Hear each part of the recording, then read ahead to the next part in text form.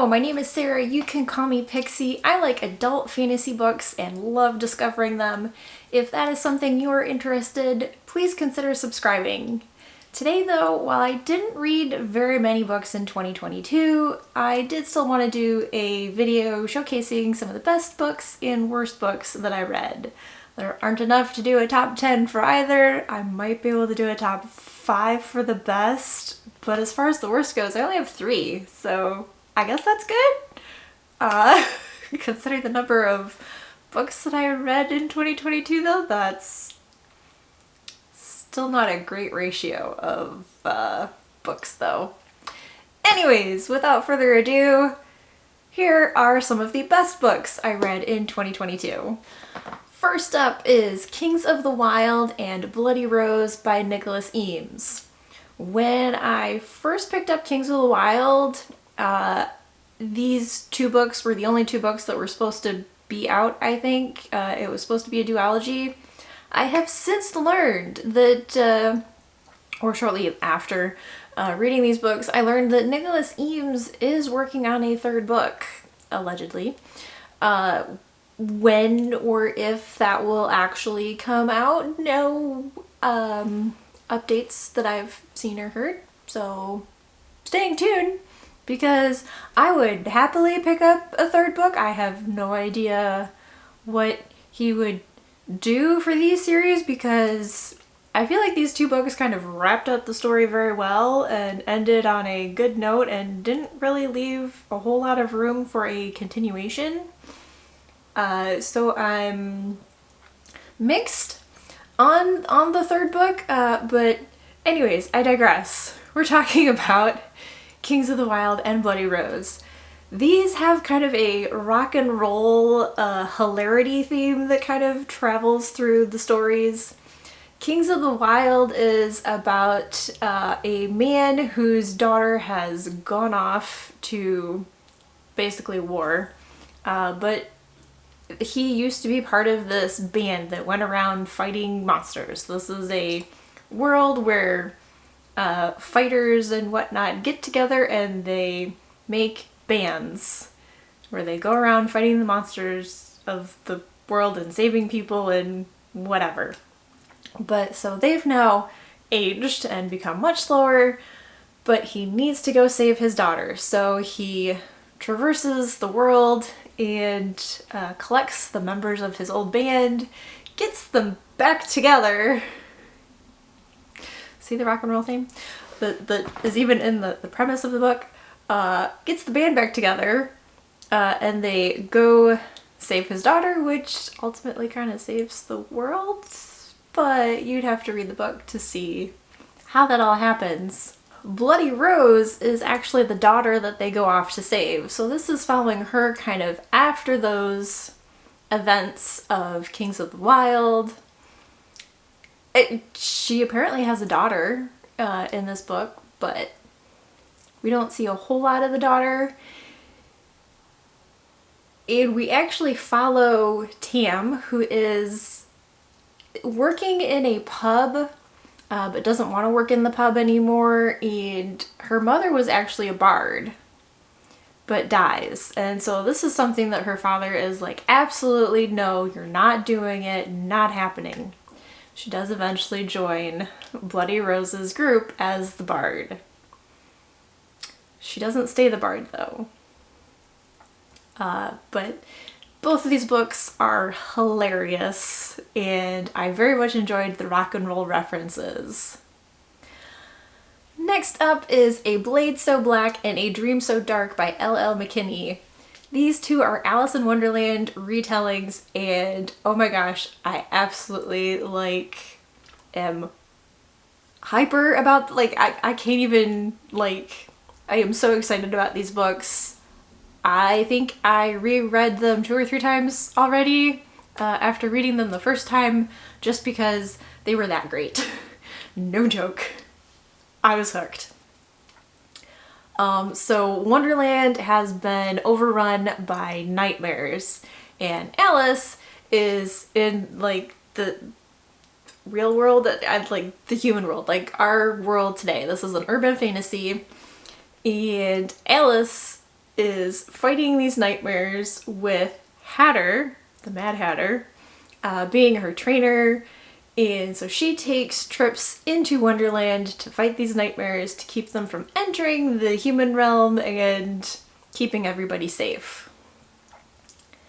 However, one night, her mentor, Hatter, gets poisoned. Now she is on this journey, and we meet some new characters, and she learns a lot about Hatter's past, his dark past, and some of the things that he regrets doing, some of the things he would like to fix, but he can't. What's done is done. But it's very interesting, and of course, because this is some kind of secret world, she can't tell a whole lot of her friends, she can't tell her mom. And her mom is scary. The number of times I thought that she was for sure going to get caught or get in serious trouble by her mom. Oh my gosh. I think I was more afraid for her in the scenes with her mom than I was in the scenes with her and the nightmares. That is how scary her mom is. But yes, I very much enjoyed these books. They took me to a whole other world, and I'm not just meeting Wonderland. Even in the human realm, it was a whole other world, and I very much enjoyed them, and I'm very much in anticipation, waiting for September and A Crown So Cursed to come out so I can read it. This last book that I'm including on the Best of 2022 is kind of a surprise for me. It's a horror. I usually avoid the horror genre because I get scared very easily. If something with my imagination or whatever, I make it real, and suddenly shadows in the bedroom are jumping out at me. So I usually avoid this genre. However, Witch 13 by Patrick Delaney, which I do have to disclose, I asked for this from the publisher through NetGalley, and I got it in exchange for a free. I got it for free in exchange for an honest review. I read it. I loved it. There were times when, yes, I freaked myself out so bad I had to put the book down, go hide in a corner, and just breathe for a few minutes or an hour, and then I couldn't help myself. I went back to the book and picked it up because I needed more. So, Sheriff Sterling Marsh is resigning her position. Some things have happened at the office, and so she's resigning her position. This is her last night as sheriff. She's turning in her resignation the next day or something, I forget. But the other person that would take on as sheriff in her stead after she resigns is coming back the next day, or is supposed to come back the next day.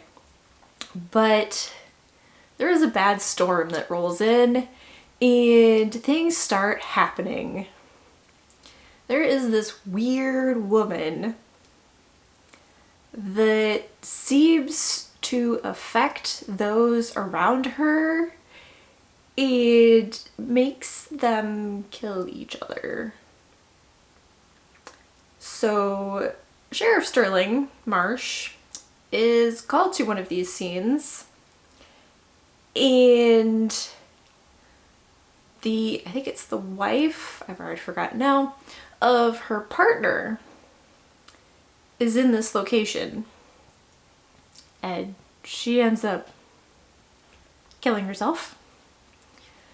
But the sheriff finds this strange woman there, all dressed in black, witch hat, and she's just got this kind of look, I guess. And she's just stares at you. Doesn't say anything. And so Sheriff Marsh takes this strange woman back to the jail, locks her up, and then things start happening at this police station. All hell breaks out, essentially. And then we start to meet characters that give us a little bit of the history of this strange individual. And yeah, it gets a little creepy. And the ending, totally did not see that coming. It came, I want to say somewhere out of left field, but like you look back and it suddenly makes sense, but it's not something that you would have likely come to the conclusion or hypothesized would have happened on your own while you were reading the book. So it's just like, what? So yeah, definitely enjoyed Witch 13. I would consider rereading it, but knowing the nightmares and whatnot, I might hold off on that. But it was that good that I, who usually avoids horror, am considering picking this up again to reread at some point. I don't know, maybe Halloween coming up this year, I don't know. But yeah, definitely check out Witch 13 by Patrick Delaney. This, because it surprised me so much, I might have to say this I might put at number 1. If I had to rank these, I might put this at number 1. And now my worst books. And these are my opinion. If we disagree, I'm sorry. It's not a personal attack. This is just, these books did not do anything for me. I did not vibe with them. They didn't fit my aura or something. They just did not work for me. So don't take any of this as an attack. And unfortunately, the first book I read in 2022, I gave 2 stars for. And that book was Six Heirs by Pierre Grimbert. I couldn't even do the plot justice. I don't remember a whole lot of it. There was something with a secret island that people were chosen and taken to, and when they walked away from the ships, like nobody else was allowed on the island, when they walked away from the ships towards the inner circle of the island, whatever, they disappeared from view.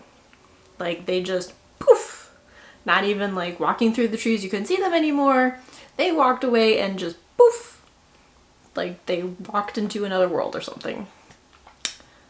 So now we're years later. These people did like survive the island and then they returned homes, but now we have their heirs, which I think is where the title comes from. These 6 heirs are now supposed to meet up again on this island, but there is something or someone that is trying to kill them.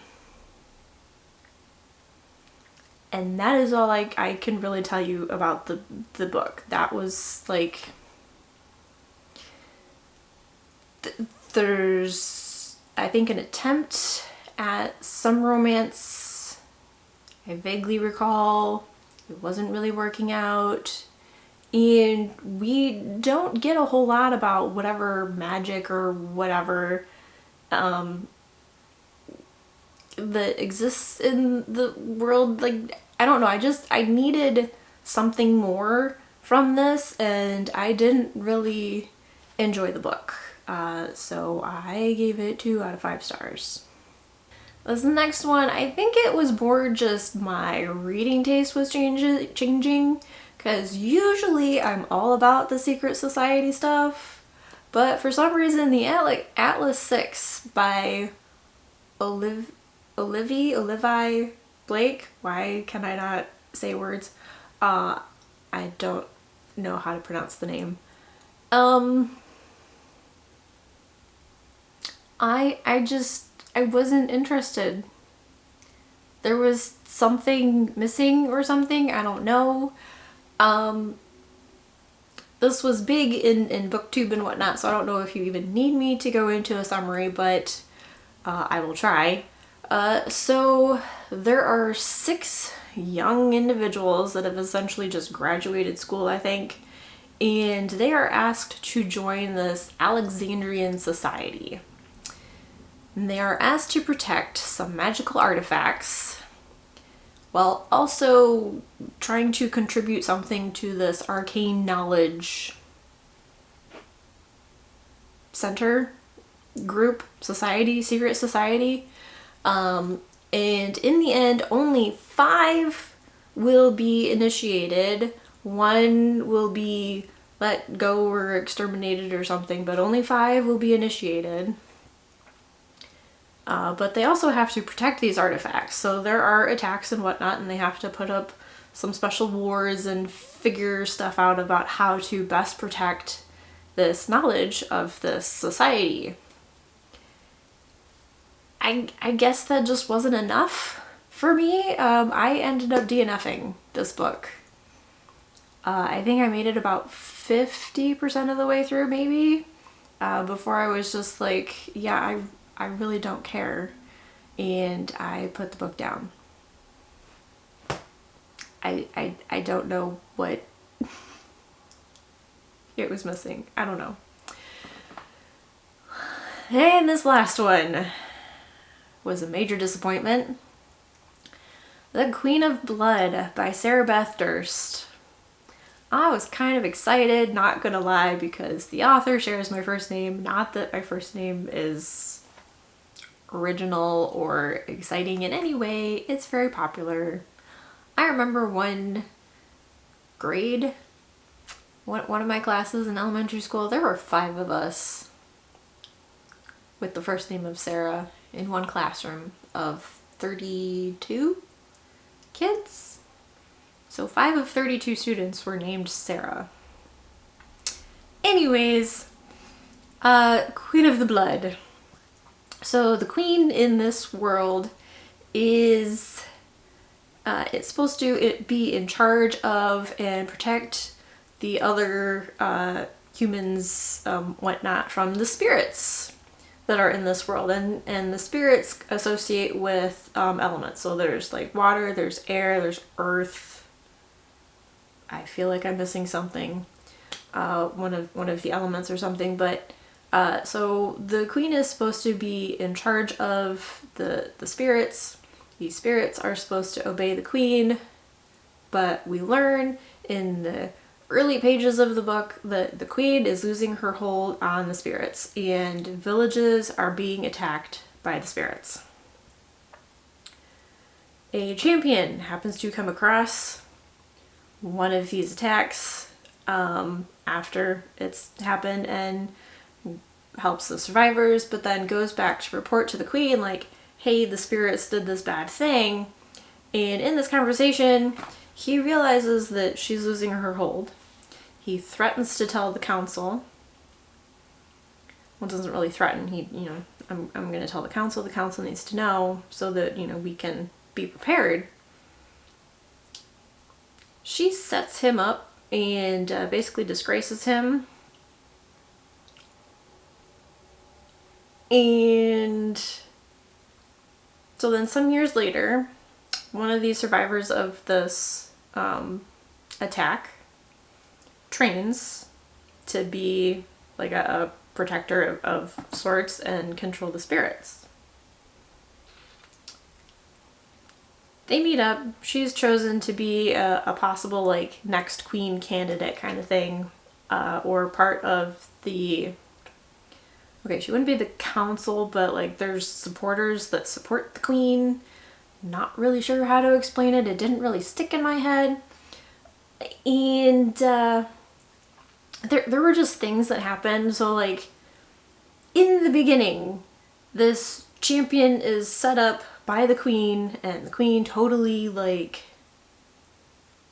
gets him in this trap and manipulates things. He knows that she's manipulative. He even warns when these trials start up later that, hey, be careful, the queen doesn't like you, she's manipulative, she's gonna, try stuff. She does try stuff.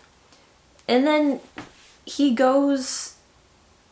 he accepts an invitation from the queen to go in alone, and he's then set up again. And I can't believe that he would do that. That was just like so out of character to me that, okay, he's warned his charge, pick for queen, that, you know, this queen is manipulative, she's gonna, you know, try and trick us, da da da da da. He's already been tricked before. And then right after all of this warning, he walks into a trap. I couldn't. And so I think I made it 75% of the way through, because that was like towards the end of the book. And I'm like, I mean, we know this person is going to be queen in the end. Why am I put it down. I decided to cut my losses, and I was very disappointed. I thought that would be a great book, and in the end it was a DNF. Yeah, I cut my losses. So those were some of the best and worst books that I read in 2022. What are some of the books that you enjoyed in 2022? Let's end on a positive. Let's focus on our best books of 2022. Or do you have any that you didn't get to in 2022 that you're hoping will be a 5-star in 2023? Let me know in the comments down below, and I will see you in a new video sometime soon. TTFN!